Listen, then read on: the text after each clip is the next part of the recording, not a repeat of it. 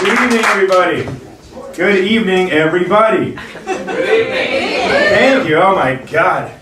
Just trying to be friendly. This is okay. So we've settled really quickly. We react and then we're quiet. It's like a nice board meeting. I feel like I'm being grilled by the board. A nice board. Okay, well great. Let's just get down to it. My name's actually I'm French. All right. It's not a very intimidating nationality, unless you're a duck. All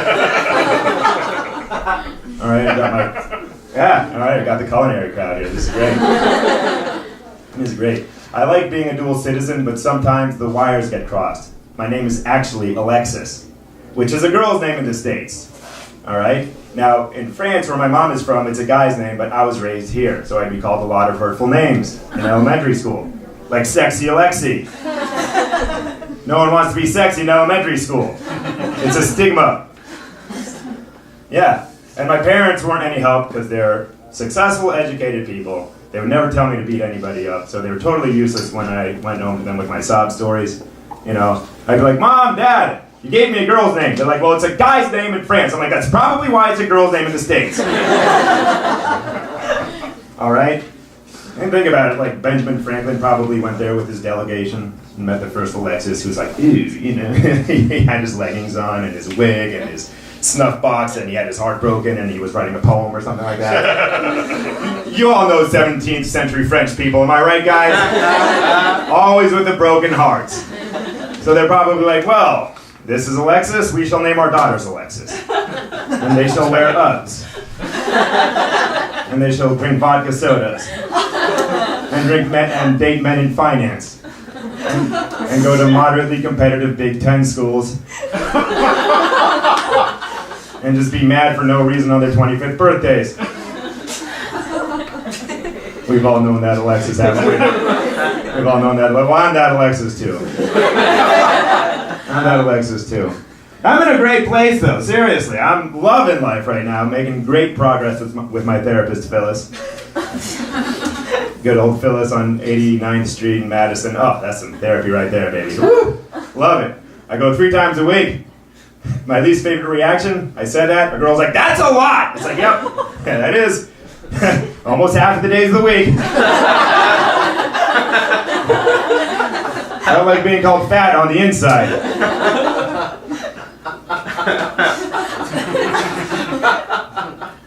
I used to say that on dates, which I don't recommend. And it's not because girls in New York are closed-minded about this stuff, but they'll inevitably ask me, like, what do you go to therapy for? And I hate that question. It's a terrible question to get on a date. There's no seductive way you can answer that. I can't just be like, well, stick with me, baby. You'll find out why. Oh, yeah. I mean, it's a valid question. And the fact of the matter is, I'm a white guy from privilege. And I'm not saying that to alienate. It's just the fact.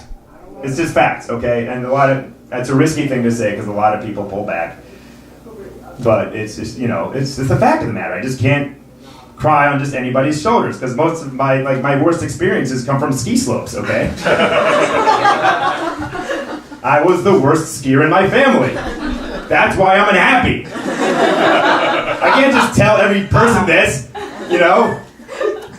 I'll never forget this one time, we were on this vacation and my parents who were awesome at skiing and my brother went skiing down this really hard slope, okay? That I'd have died on. So they had to leave me behind at a ski chalet.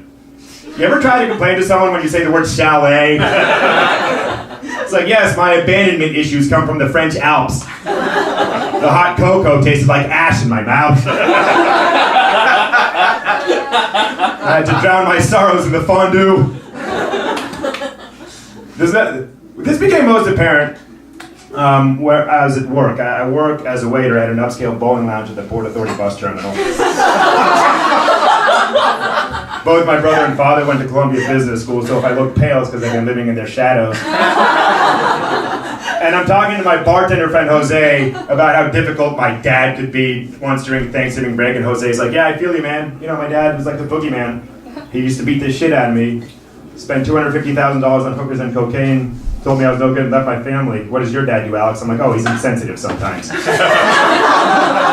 upset my brother during dinner.